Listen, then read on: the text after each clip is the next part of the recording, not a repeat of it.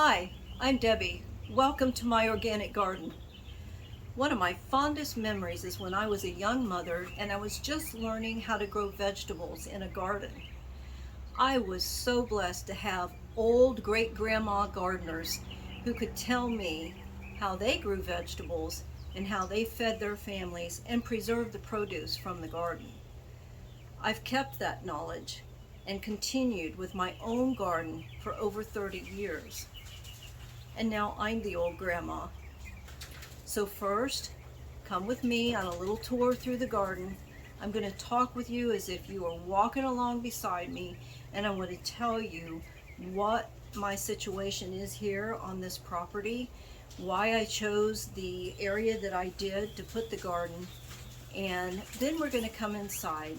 You can look over my shoulder while I show you how I'm drawing out my plans for this year's garden.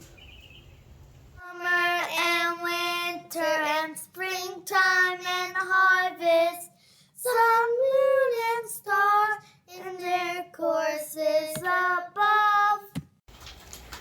When my husband and I bought this property in 1993, we situated our home far off the road because we had a lot of small children. And so that's the reason why we put the garden in the front yard instead of in the backyard like most people do. Way back then, if you see this sprinkler head, there was actually another one right about there, and the garden extended from there all the way across, all the way down to the driveway. So you can see the garden has been reduced quite a bit, and there's a couple of good reasons for that. First of all, we no longer have a family of 9, and as the family grew smaller over the years, as the children grew up, we didn't need that big of a garden. But the biggest change for me came when I stopped tilling my garden, and my garden became super duper productive because I have beds now, beds that I do not walk on, beds that I turn once a year, and that really made a difference on the production of my garden. And so I don't need to have that big of a garden. I'm getting more produce out of less space. So let's start right here at the end. This is one bed right here that I am not going to turn over because I am still enjoying those little tiny, let's see if you can see them, the little tiny tomatoes. Those are Everglades tomatoes. Now, I'm a big believer in experiments. Two things are happening here. I have volunteer mustards that I'm going to let bolt.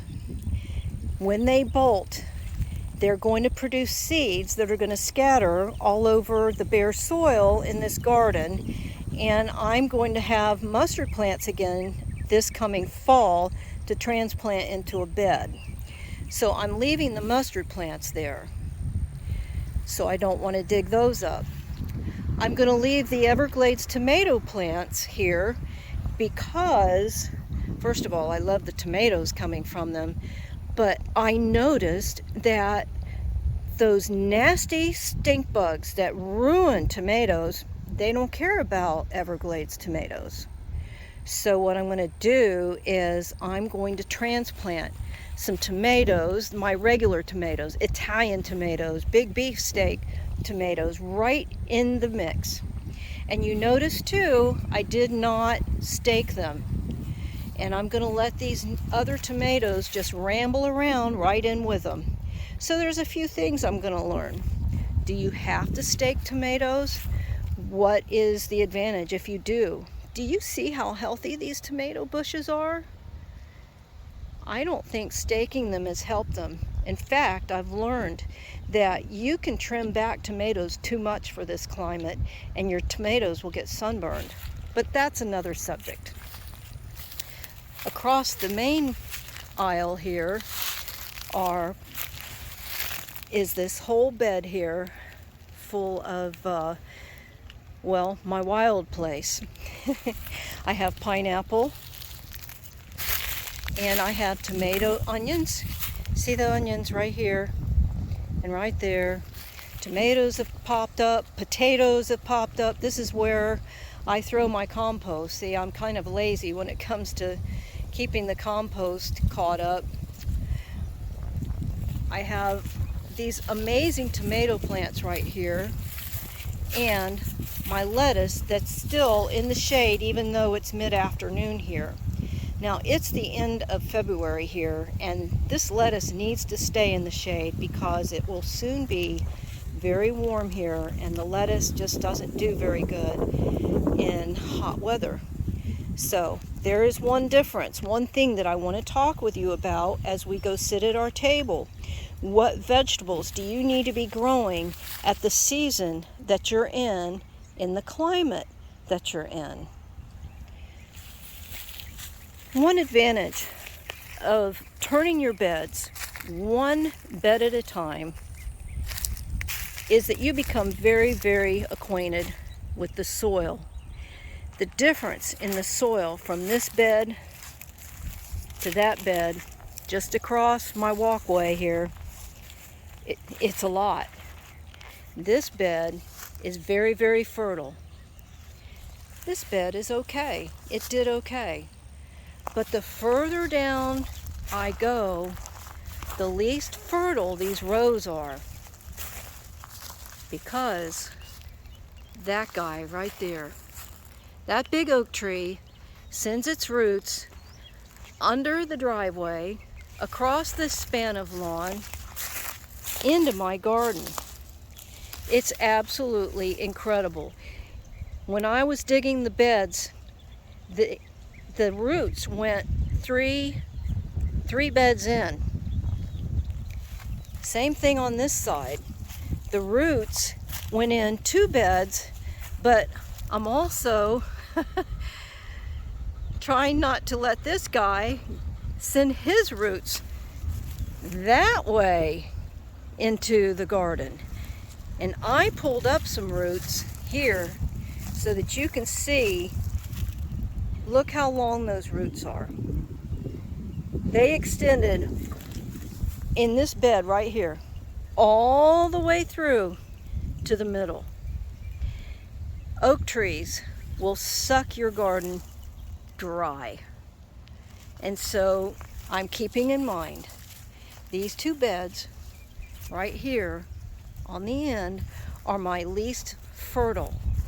And I have to think what, according to my experience, are vegetables that are more forgiving about soil that's not as fertile as vegetables that need a very, very rich soil. So let's go on inside, and I also have a PDF for you to download. Go ahead and print it, and if you don't have a printer, just take a look at it with me and make your notes, and I'll help you plan your garden. Welcome to my dining room table. Did you grab a pencil with an eraser? Did you have a chance to print off the PDFs that I have for you? It's in the link below. So you might want to pause the video now and go print them. We're going to work off of a questionnaire that we're going to fill in. That's going to help you determine what vegetables are going to be best for you. And I am giving you 2 pages for free out of my garden journal that I sell on Etsy. So they are maps. There's a garden map line version. There's a garden map grid version. I prefer the line version because my garden is very symmetrical. You might like the grid version because yours might be different shapes, different places. So go get it all ready so we can fill it in. I'll meet you back here as soon as you're done.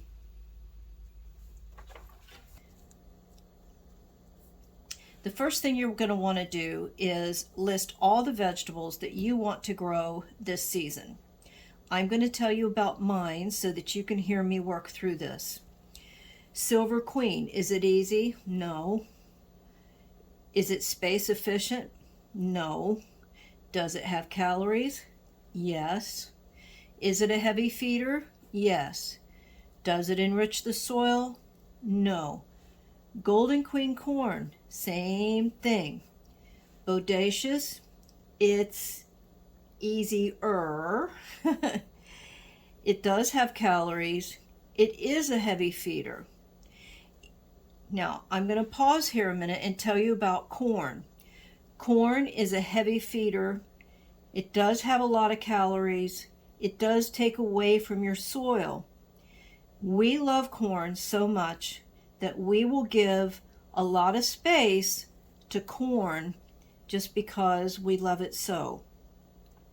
Bodacious is a heritage corn that you can save the seed from, and it does well for me here in Central Florida, which is considered subtropical. It is not as heavy a feeder, and that I just like about Bodacious. Now, Silver Queen and Golden Queen is a common hybrid. You cannot save the seed from any kind of hybrid vegetable. Bodacious is a corn that you can save the seed from. In fact, I haven't bought the seed in many years. I just keep drying some seed off of the best ears, and I use those seed to start my next plants. Tomatoes, are they easy? I'm going to put a question mark there. Are they space efficient? Pretty much so. Are there calories? Not much. Are they a heavy feeder? Yes, they are. Do they enrich the soil? No. Black-eyed peas, are they easy? Very easy. Are they space efficient? Yes, they are. Do they provide me with calories? Yes, they do. Are they a heavy feeder? No. Do they enrich the soil? Yes, they do. Ford hook. Ford hook for me is not as easy. It's questionable about space efficient. It does provide calories. It's not a real heavy feeder, but yet in my case I'm going to put a check mark because I really have to watch those plants because they can become depleted really quick. Do they enrich the soil? Sorta. All right, cukes, are they easy? For me, they are not. For most people, they are. I have something in the soil that likes to kill off the vine about the time they're ready to produce. So I have to just put a lot of effort and time into cucumbers. Are they space efficient? They can be. Do they give calories? Not a lot. Are they a heavy feeder? Not really, not like corn. Do they enrich the soil? No. Okra is easy for me. Space efficient? For the amount that I want, yes. I'm not going to dedicate a lot of time and space in my garden to okra. I just want a few. Do they provide calories? They're a fairly low calorie. Are they a heavy feeder? I don't think so. Do they enrich the soil? No. Green beans are easy. They're very space efficient. They do not provide a lot of calories. They are not a heavy feeder. They do enrich the soil more so than take away from it, I think. Peanuts, that is a crop that will really enrich your soil if you can fit them in somewhere in your garden. And I fit them in after I pull up some of my garden when they're finished. For example, with green beans, when the green beans are done, I can put peanuts right behind them. When the corn is done, I can put peanuts right behind them. In fact, it would be a good idea to put peanuts after any of this corn because you see they're a very heavy feeder, whereas peanuts will go back and enrich the soil after a heavy feeder. Cranberry beans are very easy. They're space efficient. They provide a lot of calories. They are not a heavy feeder, and they do enrich the soil. Henderson butter beans, they're usually easy. Sometimes I have a crop failure. Space efficient, pretty much. They provide calories. They're not that much of a heavy feeder. They're more like where's the green beans here? They're more like green beans. they can enrich the soil somewhat. Squash, for me, is not that easy. Is it space efficient? That's a question mark. They do not provide a lot of calories. They are not that heavy of a feeder, and they do not enrich the soil. Zucchini is going to go in the same category. That's just my experience. A lot of gardeners find squash and zucchinis as a very easy vegetable. The same thing that comes after my cucumbers wants to attack the squash and zucchini. I just have that problem in my garden, and it takes a lot of effort to have a good, successful crop. Long beans are very easy. They're space efficient. They do not provide a lot of calories. They are not a heavy feeder. I don't know if they enrich the soil. Sweet potatoes, they're very easy for me. They are space efficient if you compare the number of calories that you can get out of them for the amount of space that they take up. They do not enrich the soil, and they are not a heavy feeder. Now, as you look at this chart, it's great to grow vegetables that do not have a lot of calories. They're going to be very high in vitamins and minerals that your body needs. I go after crops that are also high in calories because I'm a vegan. It's not by choice, it's a health thing that I have. So, just to clear the table here, I would love to be able to eat meat, but my body says no. So I am very good at taking a lot of my calories out of homegrown vegetables like sweet potatoes, Henderson butter beans, cranberry beans. Those I dry and use like you would kidney beans. Peanuts are very high in calories, and they have a lot of protein and fat, and they grow very, very easy in the southern states. Fort Hook butter beans, same thing. They're high in calories, but they're really, really good for you. Black-eyed peas, another crop that's very easy in the southern states, and they provide a lot of calories. Now, corn, they are providing calories, but they're not space efficient. It takes a lot of garden space to grow corn. So you need to take that into consideration when you're wondering, do I grow corn or should I stick with green beans? Now let's talk about the ease of growing these vegetables. Corn can be hard for a lot of gardeners because they attract a lot of different pests, and they're a very heavy feeder. In fact, out of all this whole list of vegetables here, they are the heaviest feeder. That means I have to enrich that soil before I plant, and it's best to rotate them after all these other vegetables. In fact, as I get over to on the other side of the table and talk more about rotation of your crops, I'm going to show you that I kind of consider them to be first and foremost. I put these first, and then I follow up different vegetables in an order behind the corn.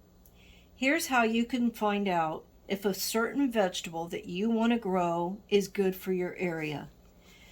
I love asparagus. Asparagus does not grow naturally here. If you can coax it, I'm happy for you, but it is going to be an uphill battle for you to grow asparagus. Asparagus likes a cooler climate, so I cannot include asparagus in my list of vegetables that I'm going to make room for in my garden. So how do you find out? Go to your search engine bar and type in planting zone.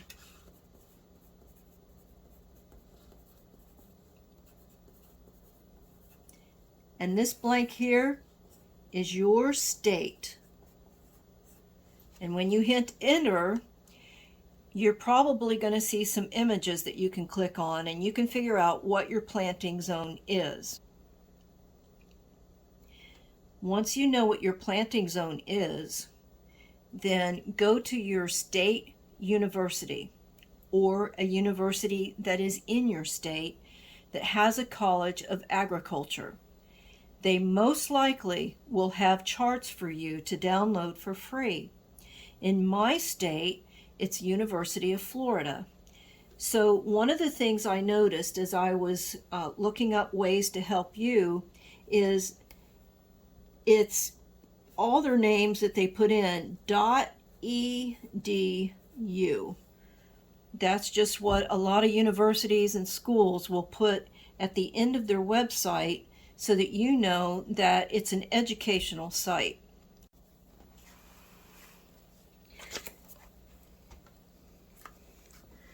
I haven't always been the best record keeper, and I'm going to show you the progression of my own records of how I kept track of what I planted.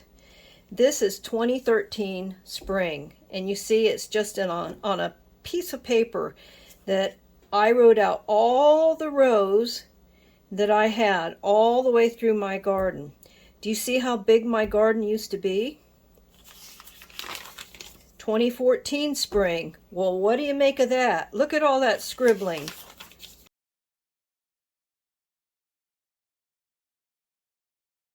Now, here's a little hint for you. If you have yours filled out to this point, go ahead and make several copies. That way you don't have to, if you mess up, you don't have to color it all in again. I'm going to take you through this one step at a time, but first I want to flip through so you can see my thinking here. Even though it's been 2 years, I still want to know, what did I plant here last? I had corn here, here, here, and here.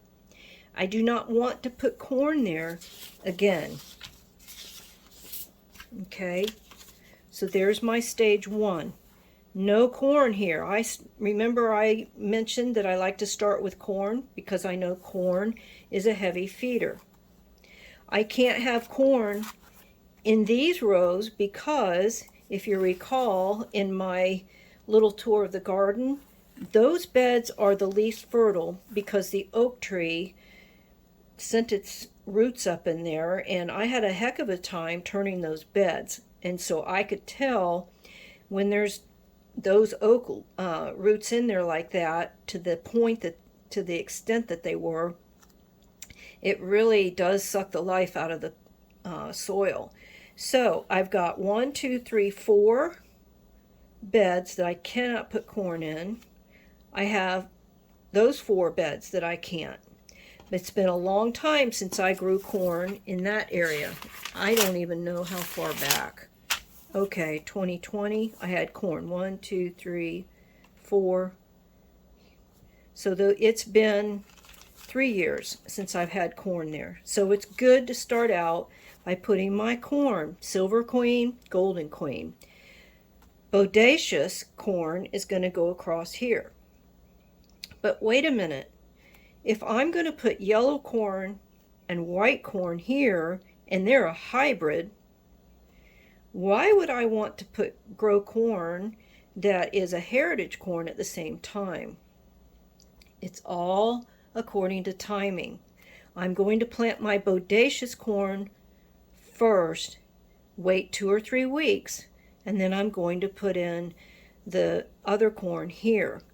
Bodacious grows fast, it matures quick, it will be completely fertilized by the time these begin to tassel out, so I don't have to worry about there being a crossover. Is there going to be some crossover here? Yes, and I am absolutely fine with having a bicolored corn. This one's going to be more white, these will cross more, and this will be more yellow. Now you might notice here, BEPs, that means black-eyed peas. Black-eyed peas and corn go together very well. I just learned that through trial and error. When I run out of space, that's what I did. I knew peas will enrich the soil and add back into the soil, and I knew corn takes out of the soil.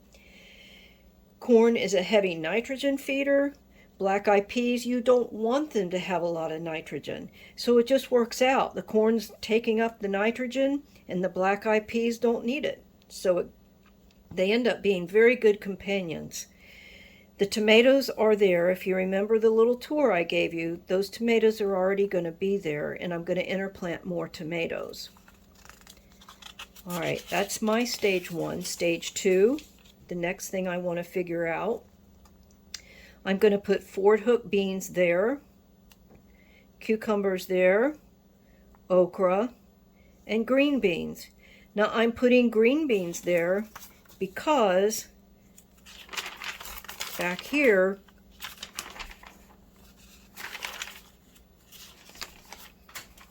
let's see, back here I have corn. Green beans don't need a real fertile soil, and even though it's had time to recover, I can put green beans there. They're okay. The tomatoes are going in those first 2 beds. Last time I had corn, squash, corn and squash. The tomatoes are going to be okay there. As soon as the tomatoes are done, I'm going to put peanuts in. Okay, that's my stage 2. Stage 3, as I keep planting, I've got cranberry beans going here. I had some leftover lettuce here and cabbage, and I followed it up with peppers and zipper peas. That's going to be just fine. Cranberry beans are not that picky about their soil. Henderson beans are going to need a bit of fertilizer, and I'm going to have to keep a close eye on that. But I'm running out of places to put it, so that's what I did. I'm going to end up with sweet potatoes here as I pull up the green beans. Sweet potatoes here as the cucumbers are done. I've got space here for squash. And I think I mentioned the Ford hook here as well. Now I'm also going to let the pumpkin grow, and the pumpkin can grow all in the corn. They like each other. And Seminole pumpkin can grow through the summer as long as that soil doesn't get completely saturated. And so now I have my whole spring garden all planned out according to what I've done in the past.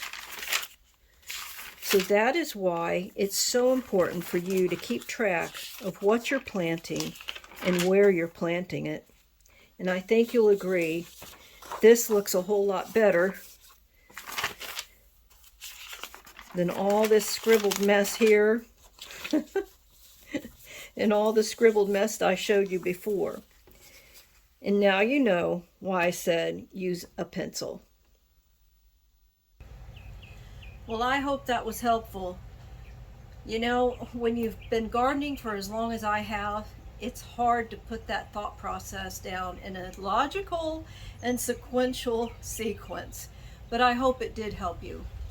If you watched my video about how to plant tiny seeds, tomatoes, peppers, and herbs, well, here they are a few weeks later, and they're ready to be either potted up or go straight to the garden. And that's my next video.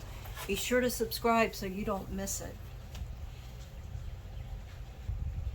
Do you remember the great-grandparents that I was telling you about? You know, the farmers who also had their garden. When they were young, which would have been in the 1940s, they were very poor, and they could not afford to contribute much to a church event that was coming up. But they were going to be serving food. So Mr. Daniel prayed and asked God to bless his green bean crop and let him have more green beans so that he could share green beans at the dinner that they were going to serve. And he said it was the most abundant crop that he ever had, and he was able to share out of his garden. You know, that's one of my goals too. I would like to share food out of my garden. It's going to be a real blessing to me, probably even more so than whoever I give it to. I hope you have a blessed garden. Thanks for watching. Be sure to visit my Etsy shop You'll find a garden journal that will become a living document that you will enjoy for years to come. There's children's lessons too. Great is thy faithfulness, Lord, unto